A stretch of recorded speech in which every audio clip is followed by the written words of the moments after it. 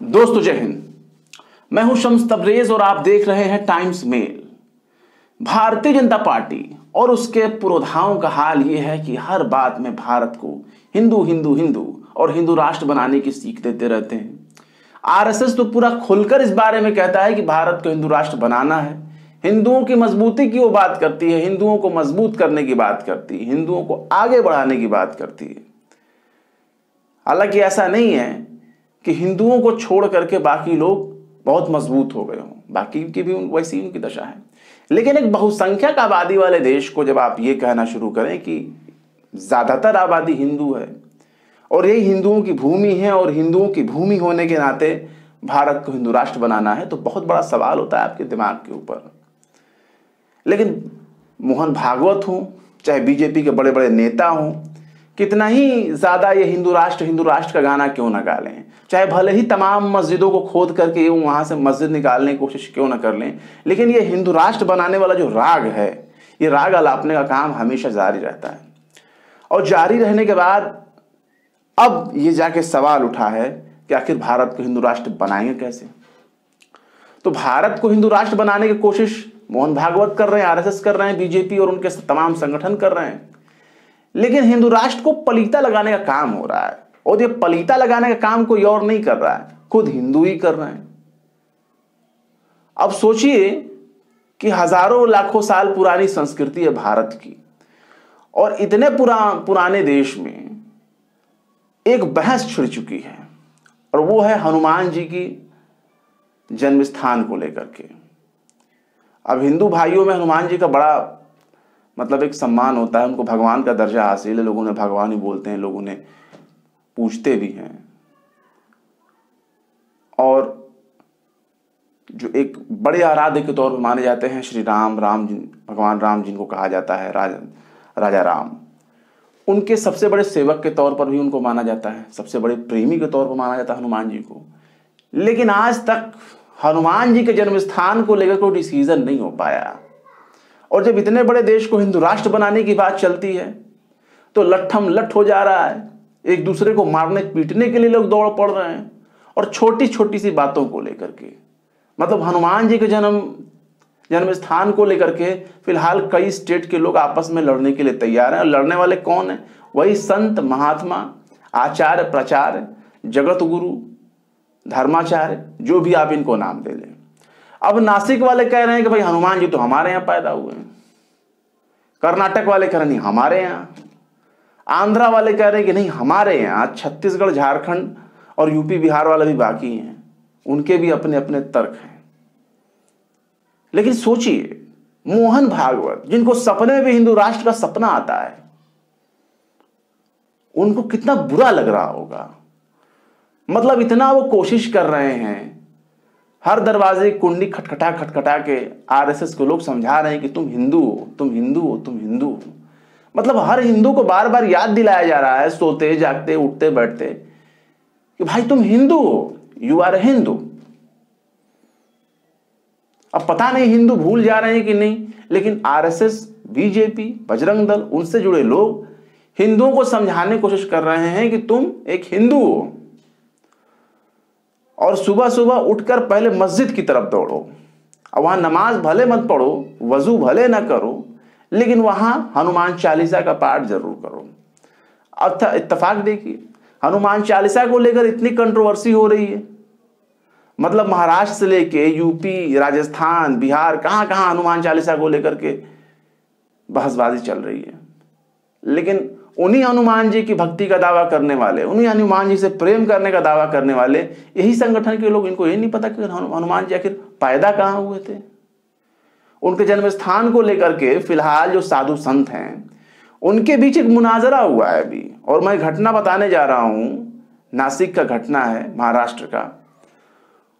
और उनके जन्म स्थान को साबित करने के लिए, प्रमाणित करने के लिए जब कई इलाकों के साधु संत वहां इकट्ठे हुए कि उनका जन्म स्थान जो है वो कर्नाटक है, लेकिन उस बीच होता ये है कि मारपीट की नौबत आ जाती है, बहसबाजी होने लगती है। एक दूसरे को लोग कांग्रेसी नेता कहने लगते हैं कि कांग्रेस के समर्थक हैं ऐसे हैं। मतलब वहां भी पॉलिटिक्स वाली बात आ जाती है। उसके बाद तो समझ लीजिए कि अगर मौके पर मौजूद लोगों ने रोका टोका ना होता तो वहां के जो साधु संत हैं एक दूसरे की खोपड़ी फोड़ चुके होते, और सिर्फ खोपड़ी ही नहीं फोड़े होते, बहुत कुछ कर लिए होते। अब सोचिए मोहन भागवत को बुरा कितना लगता होगा, आरएसएस को कितना बुरा लगता होगा, सोचिए भारतीय जनता पार्टी को कितना बुरा लगता होगा, केंद्रीय मंत्री गिरिराज सिंह ने उनको कितना बुरा लगता होगा। मतलब इतना कोशिश कर रहे हैं हिंदू राष्ट्र हिंदू राष्ट्र हिंदू राष्ट्र, और यहां ये है कि जन्म स्थान को लेकर के आपस में मरे पड़े हैं, एक दूसरे को पीटने के लिए तैयार है, एक दूसरे पर हमला कर दे रहे हैं। इससे पहले आप पृथ्वीराज सिंह चौहान को लेकर के आप देख चुके हैं, मूवी के ऊपर अक्षय कुमार मूवी बना रहे हैं, उसको भी लेकर के मारपीट वाली नौबत आ गई। ऐसा लगा कि दोनों एक दूसरे का मिलकर के सर फोड़ लेंगे, और सिर्फ किस बात पे, जाति के नाम पे। कोई उन्हें गुर्जर कह रहा है और कोई उन्हें राजपूत कह रहा है, और गुर्जर और राजपूत की जंग में लग रहा था कि दोनों आपस में कहीं दंगा ना कर लें। भाई कैसे आखिर हिंदू राष्ट्र बनेगा, ये एक बड़ा सवाल हो गया है। खैर बहरहाल मैं कुछ आपको खबर पढ़ के बता दे रहा हूं, यही कि किस तरीके से जो है एक दूसरे को पीटने के लिए तैयार हैं साधु संत। जनसत्ता.com ने खबर लगाई है और लिखता है कि अब राम भक्त हनुमान के जन्म स्थान पर छिड़ा विवाद, नासिक के अजनेरी गांव और कर्नाटक के किष्किंधा में के बीच जो है शुरू हुआ कानूनी जंग। मतलब कानूनी जंग तक ये मामला पहुंच गया, और इसमें यह बताया गया है कि राम भक्त हनुमान के जन्म स्थान पर विवाद छिड़ गया है। भगवान हनुमान के जन्म स्थान को लेकर के विवाद अब पुलिस स्टेशन तक पहुंच गया। मतलब सोचिए हनुमान जी के जन्म स्थान को लेकर के मामला इतना छोटा बड़ा नहीं है, थाने तक पहुंच गया है, अब कोर्ट कचहरी तक मामला पहुंच जाएगा। नासिक के अजनेरी गांव के लोगों के ने महंत गोविंद दास की रथ यात्रा को रोकने के लिए कहा है। महंत का दावा है कि भगवान हनुमान का जन्म स्थान कर्नाटक के किष्किंधा में था। अब सुनिए किष्किंधा वाला बात और कहां तक है। किष्किंधा के महंत गोविंद दास ने वाल्मीकि रामायण का हवाला देते हुए दावा किया है कि भगवान हनुमान का जन्म नासिक के अजनेरी में नहीं बल्कि कर्नाटक के किष्किंधा में हुआ। अपने वो दावे के समर्थन में वो कहते हैं कि शास्त्रों का उन्होंने बाकायदा हवाला दे रहे हैं कि शास्त्रों के मुताबिक ऐसा ये प्रूफ कर सकते हैं। महंत ने इस मुद्दे पर बहस की खुली चुनौती दी है, जिसके बाद एक धर्म संसद बुलाई गई है। अब धर्म संसद का यह हाल है कि मैं आपको पढ़ के बता दूं, एनडीटीवी ने फिर ये खबर लगाई है और जिसमें उसने बताया कि हनुमान जन्म स्थान पर घमासान, तीखे शास्त्रास्त्र के दौरान माइक से हमले की कोशिश, हाथापाई की नौबत।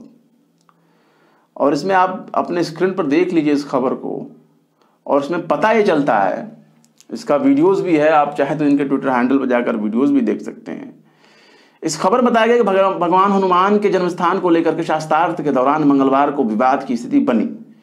महाराष्ट्र के नासिक में इस मुद्दे पर शास्त्रार्थ के दौरान हाथापाई की नौबत आ गई। एक संत को कर्नाटक के गोविंदानंद पर मीडिया के माइक से मारने की कोशिश करते हुए देखा गया।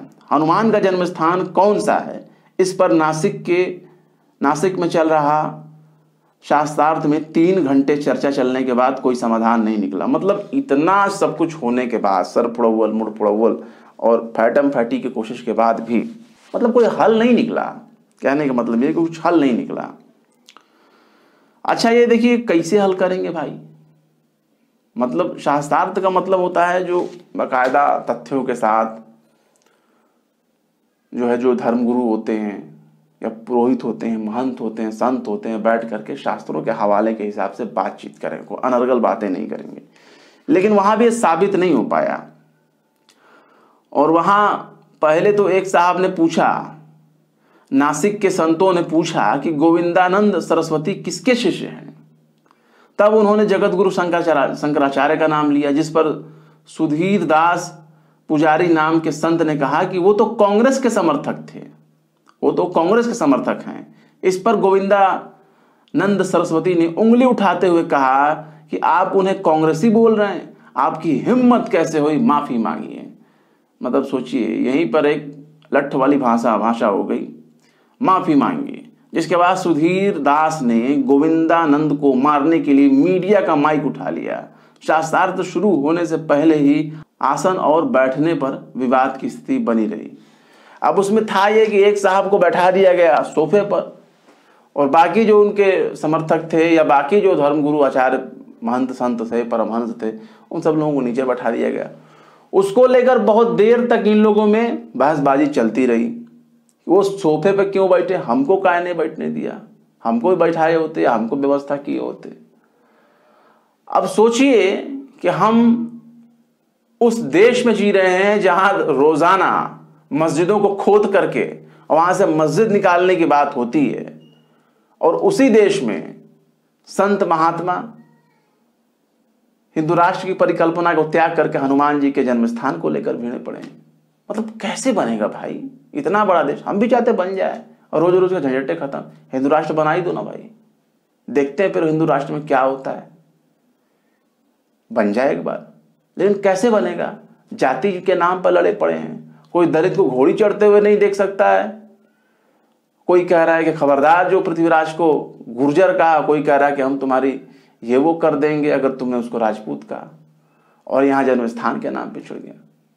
लेकिन पता नहीं क्यों अच्छा नहीं लग रहा है। कम से कम हिंदू राष्ट्र बना ही देते, उसके बाद लड़ लेते जितना लड़ना होता। फिलहाल क्या कहेंगे आप इस वीडियो के बारे में कमेंट बॉक्स में जरूर बताएं। वीडियो पसंद आए तो लाइक करें, शेयर करें। विभाग निष्पक्ष स्वतंत्र पत्रकारिता को सपोर्ट करने के लिए आप हमारे चैनल टाइम्स मेल को जरूर से जरूर सब्सक्राइब करें। फिर मिलते हैं किसी और वीडियो में एक नई खबर के साथ। शम्स तबरेज को दीजिए इजाजत। जय हिंद।